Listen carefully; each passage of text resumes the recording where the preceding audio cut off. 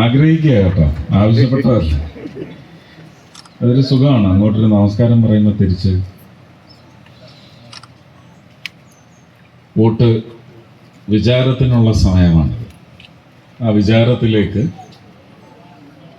നിങ്ങളുടെ വോട്ട് വിചാരം ഒരു നിശ്ചയത്തിലേക്ക് എത്തുന്നതിന് മുമ്പുള്ള ചില വിഷയങ്ങളെ സംബന്ധിച്ച് ഓർമ്മപ്പെടുത്തുക. കേരളത്തിൻ്റെ രാഷ്ട്രീയ അവസ്ഥ, കേരളത്തിൻ്റെ രാഷ്ട്രീയ ഭരണാവസ്ഥ, ഭരണഭീകരത, അത് ചെറുത്ത് തോൽപ്പിക്കാൻ കെൽപ്പില്ലാതെ പോയ പ്രതിപക്ഷ രാഷ്ട്രീയം, പ്രതിപക്ഷ കെൽപ്പില്ലായ്മ, ഒരുപക്ഷെ അങ്ങനെ ജനസമൂഹത്തോടൊപ്പം നിന്ന് പ്രതികരിക്കേണ്ട വിഷയങ്ങളിൽ ഭാരതീയ ജനതാ പാർട്ടി കഴിവിനൊത്ത് അല്ലെങ്കിൽ അവസരത്തിനൊത്ത് നിങ്ങളോടൊപ്പം നിന്നിട്ടുള്ള ഘട്ടങ്ങൾ, അത് കരുവന്നൂരായാലും PSC ഉദ്യോഗം കാമിക്കുന്നവരുടെ വിഷയമായാലും എല്ലാ കാര്യങ്ങളിലും ജനകീയ വിഷയങ്ങളിലൊക്കെ ഇടപെടാൻ ശ്രമിക്കുന്നുണ്ട്. പക്ഷേ പ്രാതിനിധ്യം എന്ന് പറയുന്നത് പിന്നെയും വീര്യം ചോർന്നതുപോലെ ചോർന്നു പോയതിൻ്റെ പശ്ചാത്തലത്തിൽ പരിമിതികൾ ഏറെയാണ്. അപ്പോൾ പൂർണ്ണമായിട്ടും ഈ ദ്രോഹമെല്ലാം ഒന്ന് നിവാരണം ചെയ്യുന്നതിന് വേണ്ടുന്ന ശക്തി ഭാരതീയ ജനതാ പാർട്ടിക്ക് ഉണ്ടായിട്ടില്ല എന്നുള്ളത് സത്യം തന്നെയാണ്. പക്ഷെ അങ്ങനെ ഒരു നീക്കം ഉണ്ടാവണമെങ്കിൽ, ആ വീര്യം തിരിച്ചു കിട്ടണമെങ്കിൽ, വിജയം എപ്പോഴും വീര്യത്തിന് കുറച്ച് ചൂടും ചൂരുമെല്ലാം കൂട്ടും, അല്ലേ? അങ്ങനെ തന്നെയല്ലേ? നിരന്തരം തോറ്റുകൊണ്ടേയിരുന്നാൽ നമ്മൾ ഒരിക്കലും പൊന്തില്ല. മാത്രമല്ല, ഉത്തരവാദിത്വത്തിൻ്റെ വീര്യവും ചോർന്നു പോകും.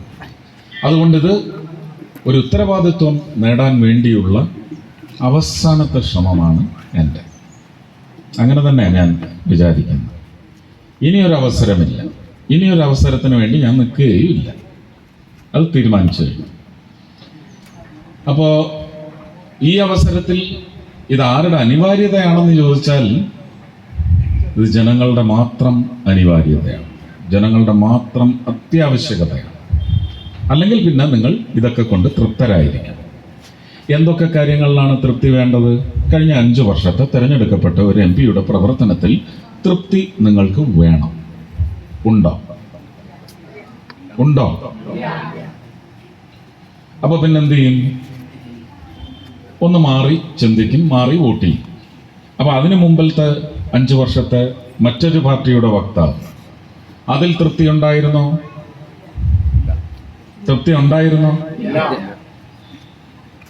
അപ്പൊ പുതിയ തൃപ്തിക്ക് വേണ്ടി പുതിയ വോട്ട് ചെയ്യണം. മാറി വോട്ട് ചെയ്തുകൊണ്ടിരുന്നതിൻ്റെ ദുരന്തമാണ് കേരളത്തിൻ്റെ ഭരണകൂട ഭീകരത. എല്ലാം കോൺസ്പിറേറ്റേഴ്സാണ്, ഗൂഢാലോചനക്കാരാണ്. എല്ലാവരും മിക്കവാറും പേരും കൊലപാതകികളുമാണ്, അല്ലെങ്കിൽ കൊലപാതകത്തിന് കൂട്ടുനിന്നവരുമാണ്. അങ്ങനെ ഒരു സംസ്ഥാനമായിട്ട് കേരളം ഇനിയും അവശേഷിച്ചാൽ മതിയോ? അപ്പോൾ ആ പോരാ എന്ന് പറയുന്ന അഭിപ്രായത്തിന് നിങ്ങൾ ഒരു ഒപ്പ് ചാർത്തണമെങ്കിൽ കൃത്യമായ വോട്ട് ചാർത്തണം. ആ വോട്ട് നല്ല ചിന്തകൾക്ക് ശേഷം ദൃഢമായ തീരുമാനമായിരിക്കണം. ഇനിയും പാച്ചും കോവാലിനും മാറി വോട്ട് ചെയ്യില്ല. ഞങ്ങൾ മാറ്റത്തിൻ്റെ വോട്ട് ചെയ്യും, മാറി വോട്ട് ചെയ്യും.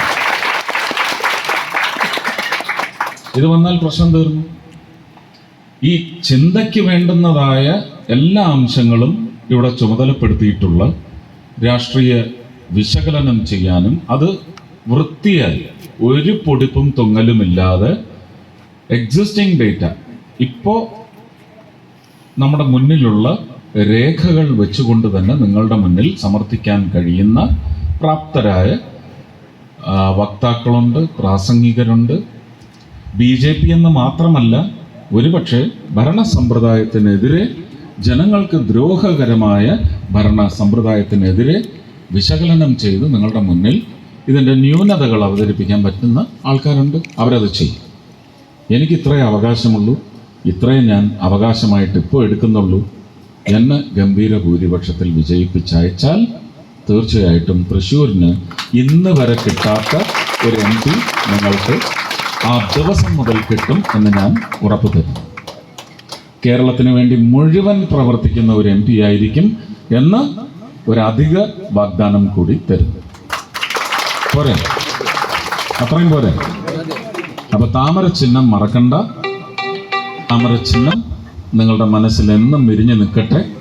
ആ താമര ചിഹ്നത്തിൻ്റെ താമരയുടെ ഒരു സൗരഭ്യം അത് നിങ്ങളുടെ ജീവിതത്തിലേക്ക് പകർന്നു